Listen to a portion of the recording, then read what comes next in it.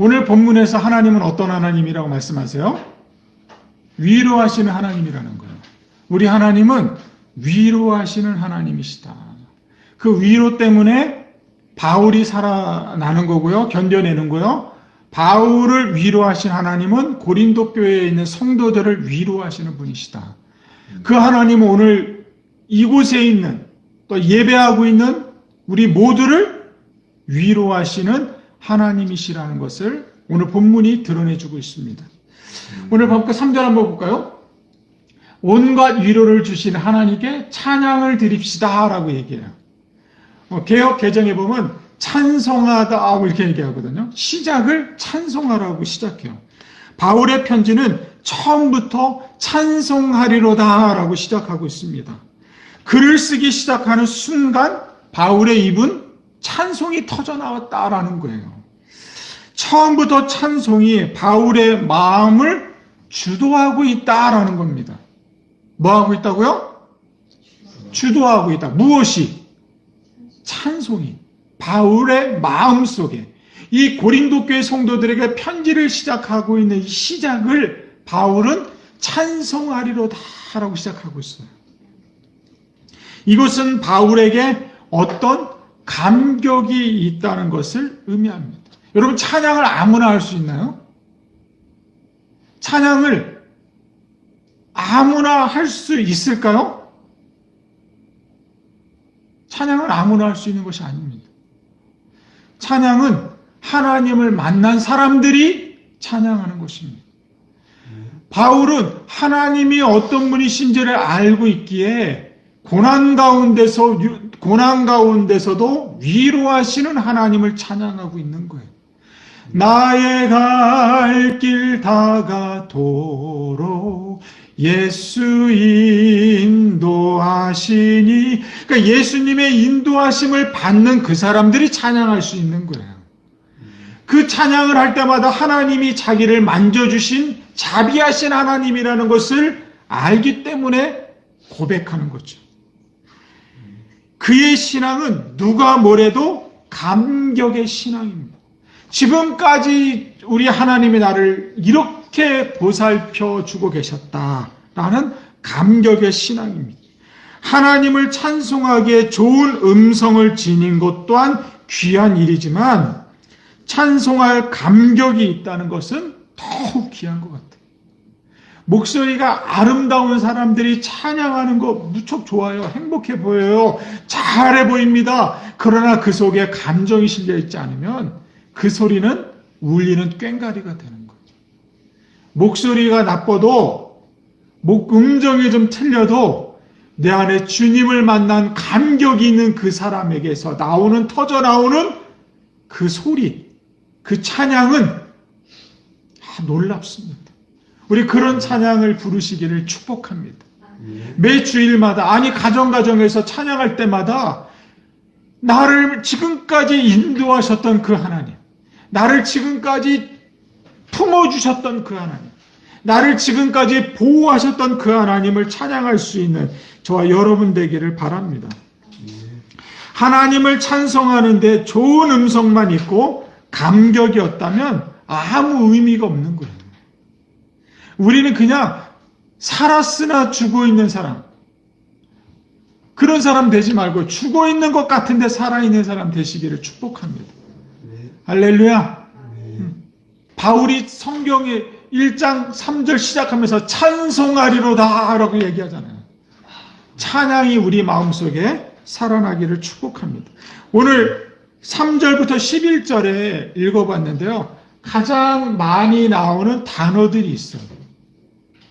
3절부터 11절까지 쭉 읽어보면 많이 나오는 단어를, 우리 눈에 띄는 단어가 있는데 그 단어가 위로라는 단어입니다.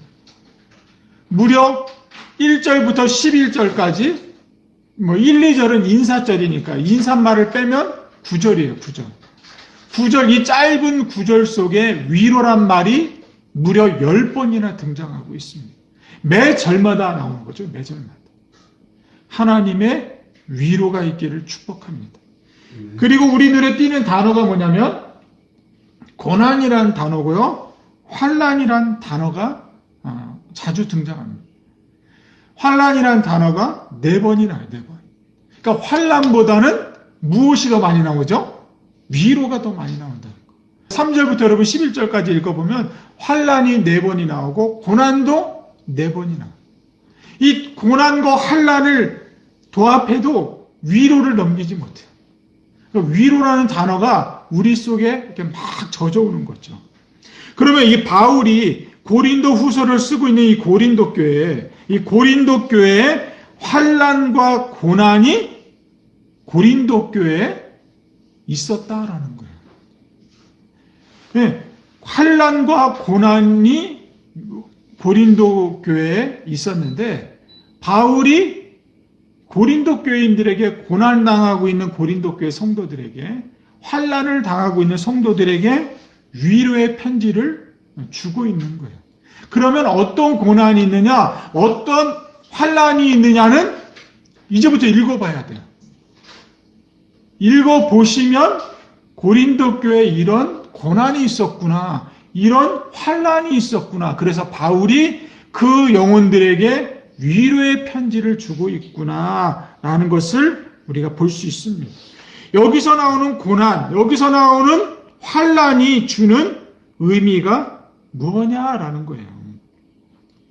이런 환란과 고난에 직면하고 있기에 바울이 그들에게 위로를 써서 위로의 편지를 보내주고 있습니다. 우리 다시 한번 3절을 같이 한번 읽어볼까요? 3절 온갖 위로를 주시는 하나님께 찬양을 드립시다. 그는 우리 주 예수 그리스도의 하나님이시요 아버지이시며 자비로우신 분이십니다. 바울의 감격에 찬 찬성은 바로 하나님이 대상이라는 거예요. 하나님이 대상이기 때문에 찬송합시다, 여러분. 그 자비 하나님을 찬송합시다 라고 이야기하고 있어요. 하나님의 뜻에 따라 예수님께서 십자가의 죽음을 당하시는 일에 순종하셨어요. 그로 말미암아 많은 사람이 사망에서 건짐을 받았고요. 한 사람의 순종으로 많은 사람이 의인이 됐고 구원을 받은 줄로 믿습니다. 예수 그리스도를 두고 행하신 일에서 하나님이 자비의 아버지시다라는 거예요. 모든 위로의 하나님이시다라고 말씀하고 있습니다. 오늘 3절에 보니까 예수님을 두고 행하신 일에서 우리의 하나님은 자비의 아버지시며 모든 위로의 하나님이라는 사실을 명백하게 드러내주고 있습니다. 여러분, 고린도후서에서 하나님은 어떤 하나님이시라고 드러내고 있다고요? 하나님은 자비의 하나님이시다라는 거예요. 위로의 하나님이시다라는 겁니다. 여러분, 믿음은요, 여러분 믿음이 뭘까요? 믿음. 하나님의 뜻을 따라 순종하는 거예요. 이게 믿음이라는 거예요. 믿음. 세례가 뭡니까? 세례. 여러분, 세례가 뭐죠? 세례. 내 뜻을 버리고 아버지의 뜻을 쫓아 사는 삶. 이게 세례인 거예요.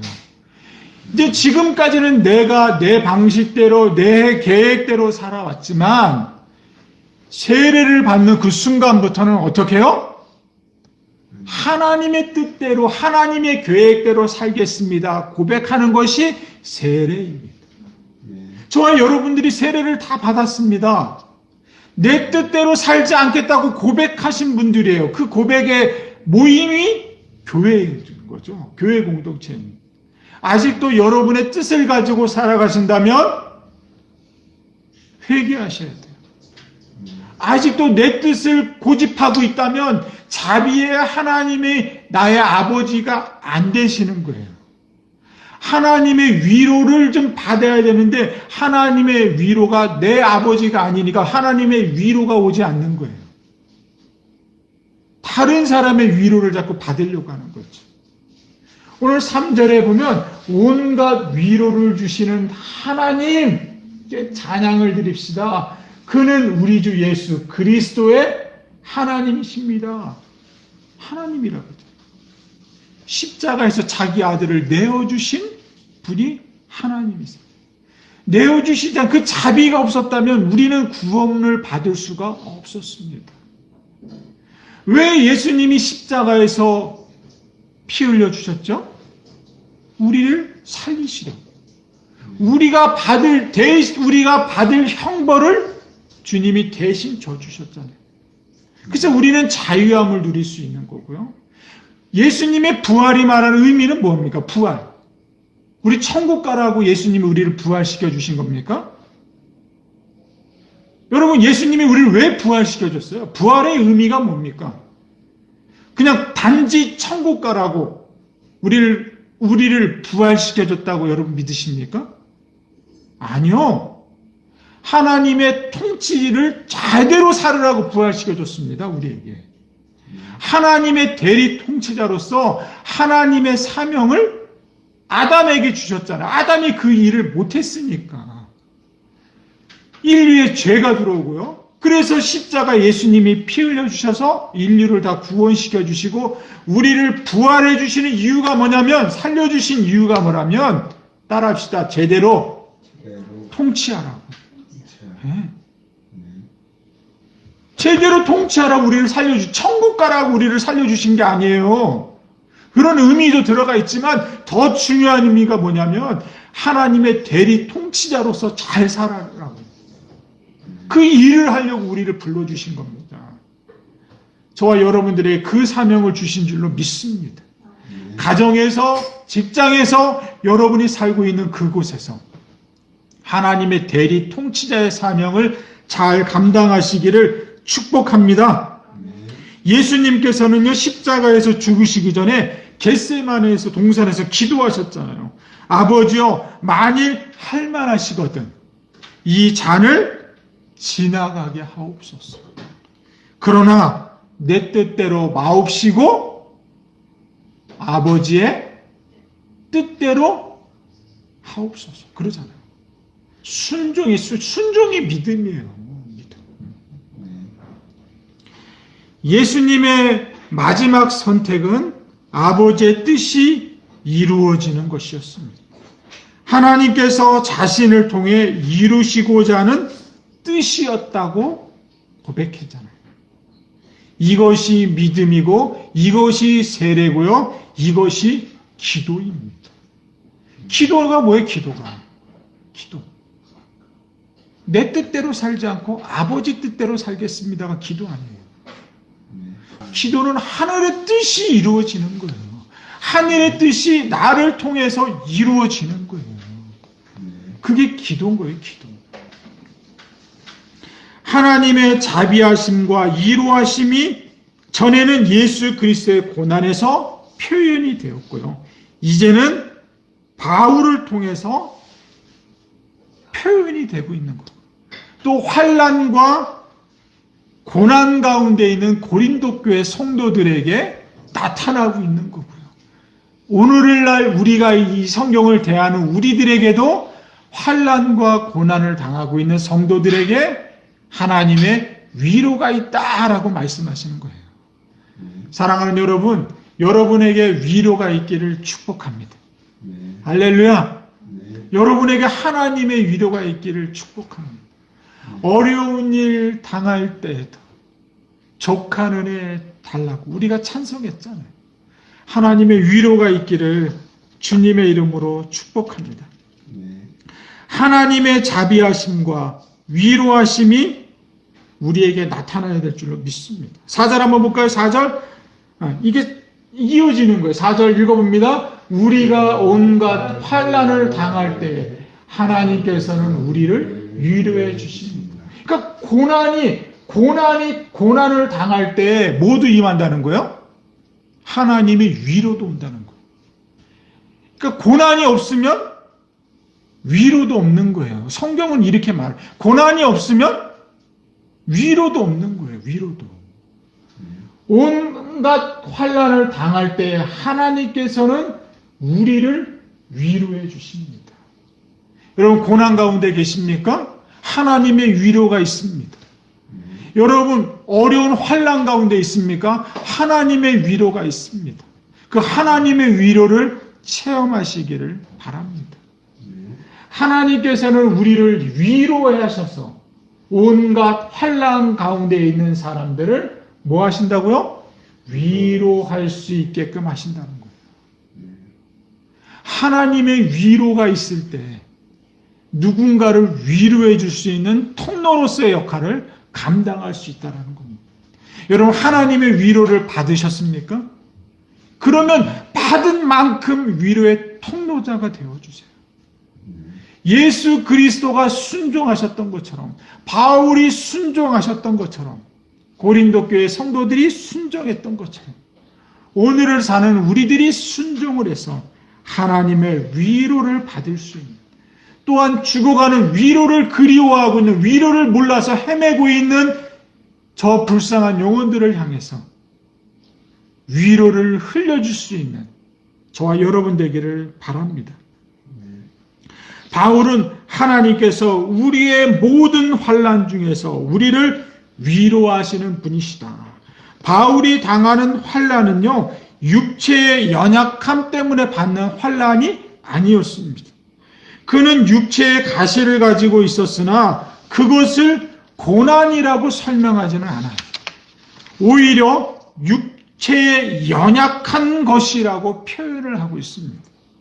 바울은 연약함 때문에 그리스도의 능력을 사모하게 된 것을 기뻐했습니다. 할렐루야. 여러분, 연약함 때문에 바울은 주님의 위로를 경험했다는 거예요. 바울은 연약하기 때문에 그리스도가 필요했던 거라는 거예요. 연약했기 때문에 그리스도의 능력을 덧입을 수 있었다는 거죠. 바울은 연약했기 때문에 그리스도를 만났습니다. 바울은 연약했기 때문에 하나님의 은혜를 경험할 수 있었어요. 연약하지 않았다면 주님의 능력을 체험할 수가 없었다라는 거죠. 사랑하는 여러분, 우리도 연약하기 때문에 주님을 만나야 합니다. 우리도 연약하기 때문에 주님의 능력을 힘입어야 돼. 연약하기 때문에 하늘의 위로가 와야 되고요. 저도요, 잘 몰랐을 때는 내가 좀 잘났으면 좋겠고요. 내가 좀 강해졌으면 좋겠고요. 내가 좀 똑똑해졌으면 좋겠다고 기도하고 그렇게 고백을 하고 막 열심을 낸 적도 많아요. 그러나 하나님의 은혜를 경험하면 경험할수록 연약하기 때문에 주님이 필요한 거라더라. 내가 강하면 주님이 필요하겠어요? 내가 잘났다고 하면 주님이 필요하겠냐고요. 내 잘난 맛에 살지. 내 똑똑한 맛에 살지. 주님을 찾겠냐고요. 성경의 인물들 보세요. 연약하기 때문에 하나님 없이는 살 수 없습니다. 고백하고 있잖아요. 하나님 한 분만으로 만족함을 누릴 수 있습니다. 고백하잖아요. 근데 우리는 강하거나 내가 좀 부하면요, 하나님 필요 없는 거, 하나님 안 찾아요. 그러니까 연약한 것이 뭐다? 축복이다라는 겁니다. 연약함이 축복입니다. 아멘 안 하시는 거 보면 역시 강하고 싶고 가지고 싶고 누리고 싶고 그런 마음인 거라는 거죠, 여러분들. 그러면 주님 만나기 어려워요. 세상이 그렇게 말하고 있잖아요. 가진 자는 주님을 잘 안 찾는다니까요. 내가 누리면 누릴수록 주님이 내 속에서 밀려난다니까요. 여러분 명심하세요. 아니요, 가지면 더 잘 믿을 수 있다고요? 성경은 그렇게 이야기하지 않아요. 오히려 반대로 얘기하죠. 오히려 우리가 약하기 때문에 주님께 기도하고, 약하기 때문에 주님의 능력을 사모하고, 약하기 때문에 주님이 필요합니다 고백하는 겁니다. 그런 약함을 자랑할 수 있기를 축복합니다. 할렐루야. 우리는 불로소득하기 위해서 주님이 필요한 것이 아니라 복음 때문에 죽어가는 영혼을 살리기 위해서 주님이 필요한 것입니다. 바울은, 이 학자들이 그렇잖아요. 바울은 안질이 있었다, 간질이 있었다라고 얘기도 해요. 근데 저는 바울이 연약한 이제 간질이 있었다고 좀 봐요. 그래서 바울이 이 간질을 없애달라고 하나님께 몇 번 기도했다고 하죠? 3번 기도했다고요. 이 간질을 좀 고쳐달라고 3번 기도했는데 하나님이 고쳐주지 않고 뭐라고 그랬냐면 내 은혜가 족하다 그랬어. 너의 그 약함이 오히려 나를 드러내고 있다라고 이야기해요. 그래서 바울이 이제 다시는 이 간지를 고쳐달라고 기도하지 않아요. 여러분 한번 생각해 보세요. 바울이 설교하다가 막 설교하다가 하다가 쓰러졌다고 생각해 보세요. 이렇게 그럼 거기 있는 성도들이 뭐라고 하겠어요? 바울을 보고 막 그냥 열변을 토하다가 간지를 그냥 하다가 쓰러져 버리면 그런 모습을 본 성도들이 뭐라고 했겠냐고요. 복음을 전하고 기적을 행하고 막 그래도 간질이니까 막 쓰러지잖아요. 막 거품을 물고 입에서 침이 막 질질 나오고 그리고 한 10분 이렇게 막 하잖아요. 저도 학교 다닐 때 지하철에서 간질 걸린 사람 막 있는데요. 그때 신학생이니까 기도하러 다니고 막 그렇게 뜨거울 때였거든요. 그러니까 옆에 사람이 간질로 지하철에서 쓰러졌어요. 나 그때 간질 처음 봤어요. 처음. 신학교 다닐 때 1학년 때인가요? 이 전철역에서 간질 딱 걸렸는데 옆에 사람들이 그 신학생들이 나보러 기도하라고 말이야. 귀신 들었으니까 기도하라고 막 그러는 거예요. 나도 무서워 죽겠는데 막. 그래서 막 붙잡고 막 흔들면서 막 기도했어요.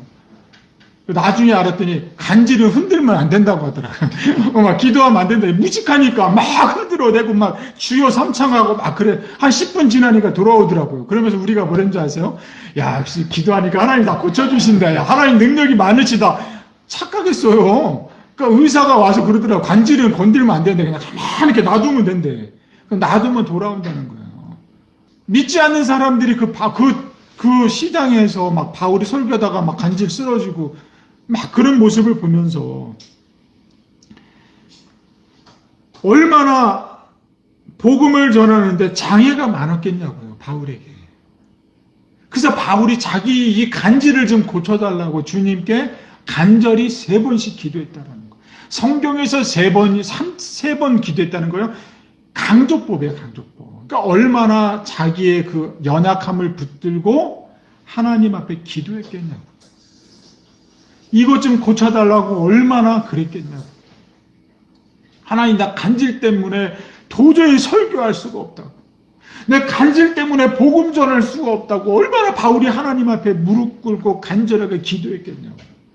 근데 하나님이 뭐라고 얘기해요? 너의 그 약함이 오히려 나를 드러내게 했다고.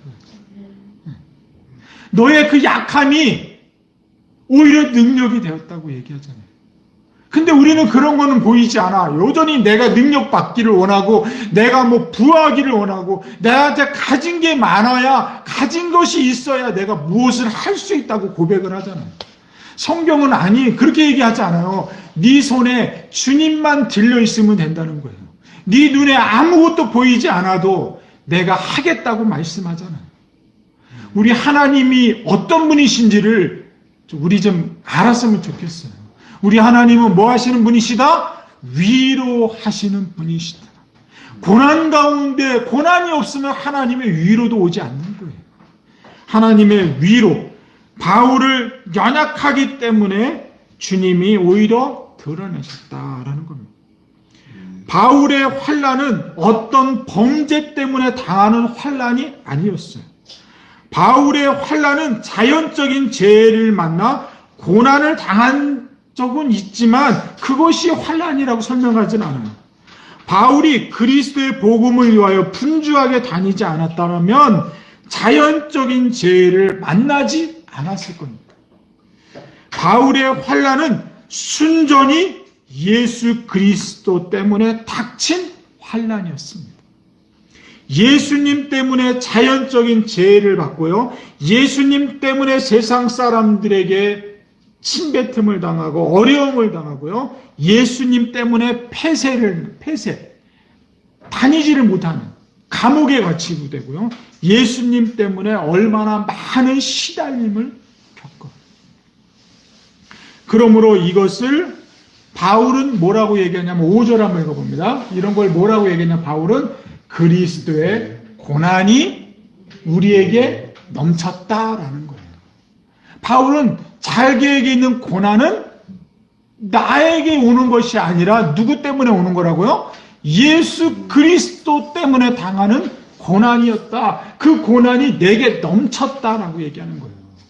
내가 당하는 이 고난이 예수님 때문에 넘친 것처럼 고린도 교회에 있는 너희들도 그런 환난과 고난이 있을 때 하나님의 나를 위로하셨던 그 하나님이 너희들을 위로하실 것이라는 거예요.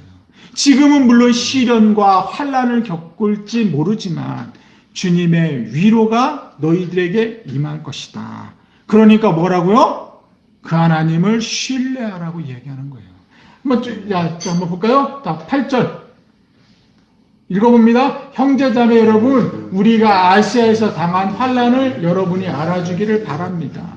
이거는 바울이 환난을 당했던 거를 예를 들어서 설명하는 거예요.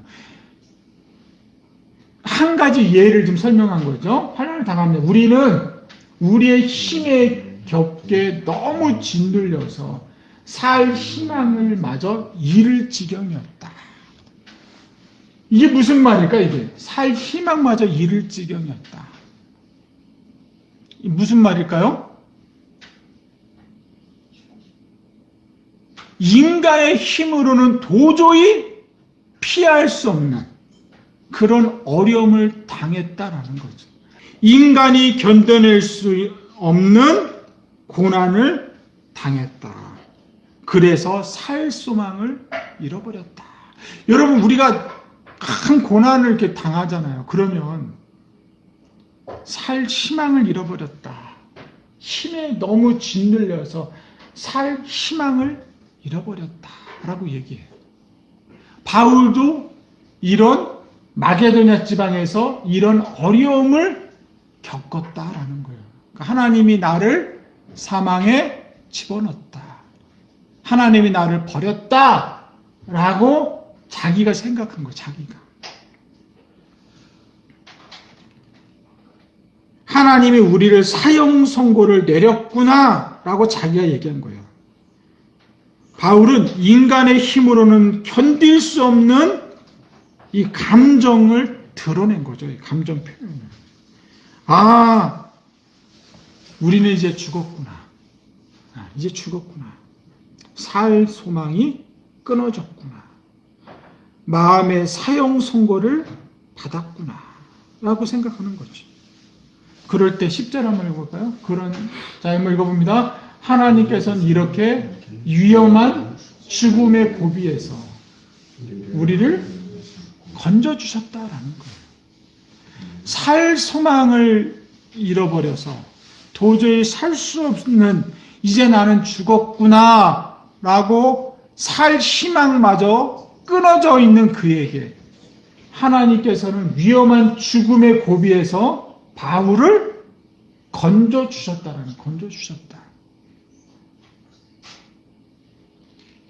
과거에 건져주셨던 그 하나님이 지금도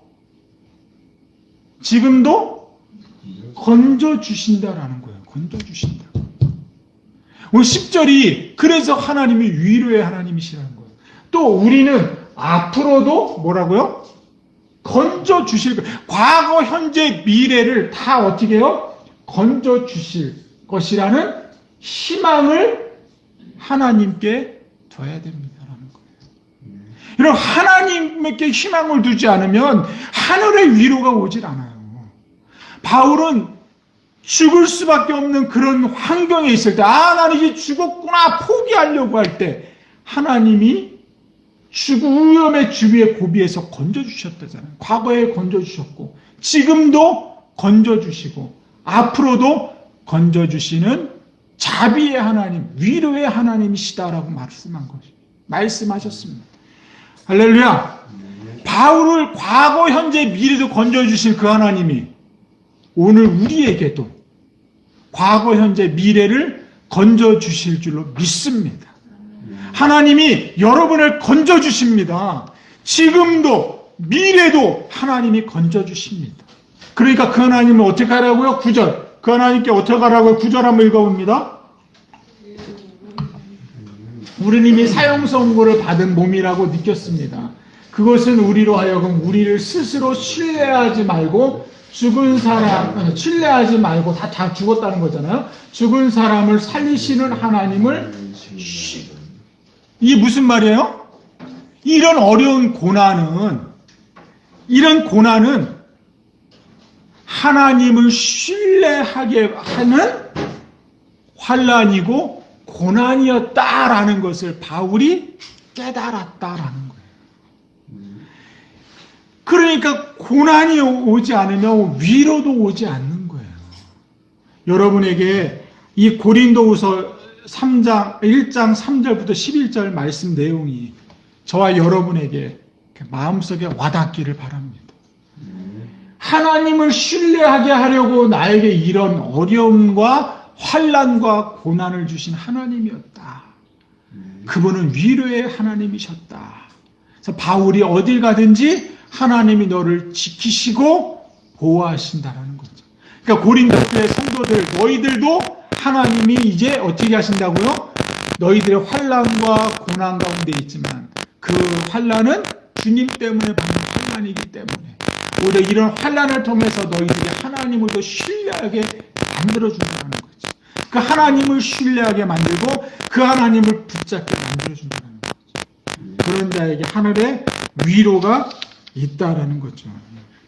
자기를 의지하지 말고 사람을 의지하지 말고 누구를 의뢰하라? 하나님을 신뢰하라. 따라서 하나님을 신뢰하자. 네. 그러면 마침내 하나님이 고난 가운데서 저와 여러분을 살려주실 줄 믿습니다. 그 하나님을 신뢰합시다. 사람 의지하지 마세요. 코에서 숨만 떨어지면요 아무것도 아니에요. 하나님을 신뢰하자고요. 하나님을 믿으세요. 그 하나님이 살려주십니다.